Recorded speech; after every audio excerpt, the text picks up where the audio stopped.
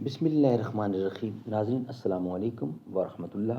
کتاب کا نام ہے قصص الانبیاء اور ایپیسوڈ نمبر 1، وی لاگ نمبر 295 اور پیج ہے 321۔ ناظرین، ہسٹری آف پرافٹس، تمام پیغمبروں کی ہسٹری ہے اس کتاب کے اندر، جس کا ٹائٹل ہے قصص الانبیاء۔ ناظرین، اس کا پہلا ایپیسوڈ ہے اور وی لاگ نمبر ہے 295، صفحہ نمبر ہے 321، اور بیان ہے حضرت سلیمان علیہ السلام کا مبتلا ہونا رنج میں بعض سہون تقصیرات کی وجہ سے۔ ناظرین، اس کتاب کا ٹائٹل ہے قصص الانبیاء اور اس کتاب کے رائٹر ہیں حضرت مولانا عبد المنان صاحب رحمۃ اللہ علیہ۔ ناظرین، اس کتاب کے اندر حضرت آدم علیہ السلام سے لے کر حضرت محمد رسول اللہ صلی اللہ علیہ وسلم تک تمام انبیاء اکرام کے سچے قصے، سچے واقعات قرآن و سنت کی روشنی میں، قرآن اور حدیث کی روشنی میں لکھے گئے ہیں، درج کیے گئے ہیں۔ ہم صرف آپ تک پہنچاتے ہیں یہاں سے پڑھ کر، اس امید سے، اس نیت سے کہ خود بھی سنیں گے اور آپ لوگوں کو پہنچائیں گے۔ وتواصوا بالحق، حق کو پھیلانا ہماری ڈیوٹی کا حصہ ہے۔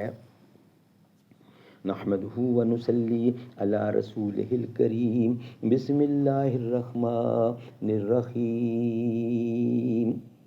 اے باد صبا کملی والے سے جا کہیو پیغام میرا، قبضے سے امت بیچاری کہ دین بھی گیا دنیا بھی گئی۔ یہ موج پریشاں خاطر کو پیغام لبے ساحل نے دیا، ہے دور وصال بحر ابھی تو دریا میں گھبرا بھی گئی۔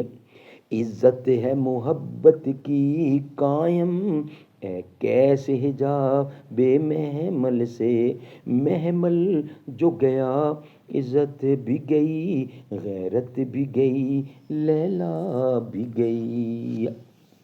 قصص الانبیاء، بیان حضرت سلیمان علیہ السلام کا مبتلا ہونا رنج میں بعض سہون تقصیرات کی وجہ سے، ایپیسوڈ نمبر 1 ہے۔ اس کا پہلی قسط ہے، وی لاگ نمبر ہے 295 اور صفحہ نمبر ہے 321۔ جب حضرت سلیمان علیہ السلام نے شہر سدون سے مراجعت فرمائی تو راستے میں آتے وقت اس بادشاہ کی بیٹی سے کہنے لگے کہ اے نیک بخت، تو ایمان لے آ اور مسلمان ہو جا۔ اس نے جواب دیا کہ بے شک میں مسلمان ہوں گی، لیکن مجھ کو میرے باپ سے ملاقات کرو۔ پھر یہ سن کر حضرت سلیمان علیہ السلام نے فرمایا کہ تمہارے باپ کو تو مار ڈالا گیا ہے، اس کو تم کیوں کر دیکھو گی؟ بہر کیف اس دختر کے کہنے سے حضرت سلیمان علیہ السلام نے اس کے باپ کا سر منگوا کر اس کو دکھایا۔ وہ دختر بیہوش کر گر پڑی، وہ بیٹی بیہوش ہو کر گر پڑی۔ پھر وہ کافی عرصے کے بعد ہوش میں آئی اور بہت ہی گریہ وزاری کرنے لگی۔ حضرت سلیمان علیہ السلام نے اس کو بہت پیار کیا اور اس کی ہر طرح پر دلداری کی، پر اس کی خاطر جمع نہ ہوئی۔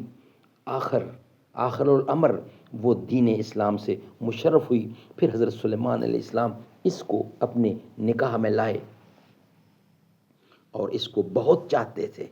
ایک دن ابلیس لعین نے صورت آدمی کی بن کر اس دختر سے جا کر کہا، اے لڑکی، تو بادشاہ زادی ہے، کیوں اپنے باپ کی صورت بنا کر نہیں پوچھتی؟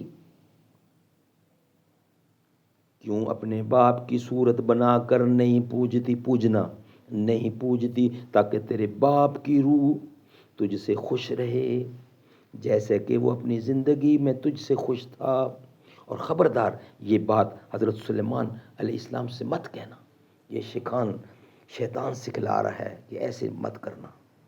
حضرت سلیمان علیہ السلام سے مت کہنا اس بات کو، چھپا کر رکھنا۔ تب وہ دختر اس شیطان کے کہنے پر اپنے باپ کی صورت بنا کر گھر میں مخفی پوجتی تھی، اور اس طرح وہ اپنا دل شاد رکھتی تھی۔ اسی طرح سے 40 دن گزر گئے، اور ایک دوسری روایت میں یوں آیا ہے کہ جب حضرت سلیمان علیہ السلام نے اس دختر سے کہا کہ تو ایمان لا کر مسلمان ہو جا، پھر میں تجھ سے نکاح کر لوں گا، سن کر وہ بولی کہ میں مسلمان ہوں گی اور میں تمہاری زوجیت بھی قبول کروں گی، اس شرط پر کہ آپ حکم دیں کہ میں اپنے باپ کی صورت بنا کر اپنے سامنے رکھوں اور اس صورت پرستی سے اپنے باپ کا دل خوش کروں، اور میں غم مہجور بھول جاؤں۔ پس اس زمانے میں صورت بنانا شروع میں ممنوع نہ تھا، اور حضرت سلیمان علیہ السلام اپنی بیویوں سے زیادہ پیار کیا کرتے تھے۔ حضرت سلیمان علیہ السلام نے اس کو تصویر بنانے کی اجازت دے دی، پھر وہ مخفی طور پر اپنے باپ کی تصویر کو پوجتی تھی۔ ایک روایت میں آتا ہے کہ حضرت سلیمان علیہ السلام اسی وجہ سے چند روز بلا میں مبتلا رہے اور شاہی تخت اور حکومت سے معزول رہے، اور بعض نے یوں بھی روایت کی ہے کہ دختر عنکبوت نے کہا کہ اے حضرت سلیمان علیہ السلام، آج عید قربان ہے، کچھ قربانی کرنی چاہیے، اور بعض نے یوں بھی روایت کی ہے کہ دختر عنکبوت نے کہا اور ٹڈی کا قربانی کرنا ثواب ہے۔ حضرت سلیمان علیہ السلام نے فرمایا کہ ٹڈی میں گوشت نہیں ہوتا، لہٰذا اس کو ذبح کرنے سے کیا فائدہ ہے، تم اونٹ خدا کی راہ میں قربان کرو تو اس میں ثواب ہے۔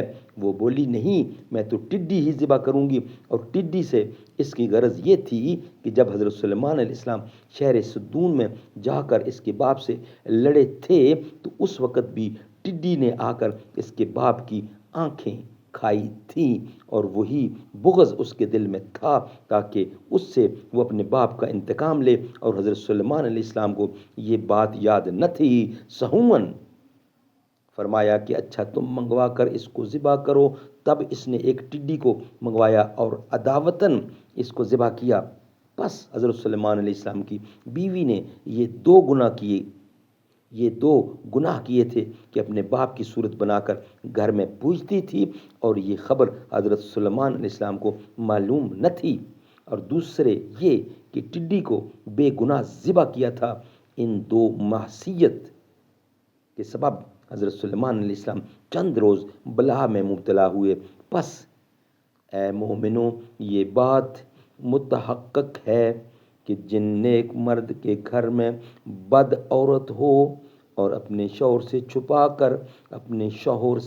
چھپا کر گناہ کے کام کرے، خواہ وہ اعلانیہ خواہ مخفی، تو لازم ہے اور واجب ہے کہ عورت کے گناہ کے باعث اس کے شوہر پر آفت نازل ہوگی اور اس کا خاندان بھی ویران ہوگا، جیسا کہ استاد شیخ سعدی علیہ رحمت نے فرمایا ہے۔ ملاحظہ فرمائیے، زن بد در سرائے مرد نیکو، ہم دریں عالم است دوزخ او۔ اور اللہ تعالیٰ اپنے کلام مجید میں فرماتا ہے، قرآن حکیم میں فرماتا ہے، وَلَقَدْ فَتَنَّا سُلَيْمَانَ وَأَلْقَيْنَا عَلَىٰ كُرْسِيِّهِ جَسَدًا ثُمَّ أَنَابَ۔ یہ آیت کی کچھ زیر زبر نہیں ہے، غلطی ہو سکتی ہے، آپ درست فرما سکتے ہیں۔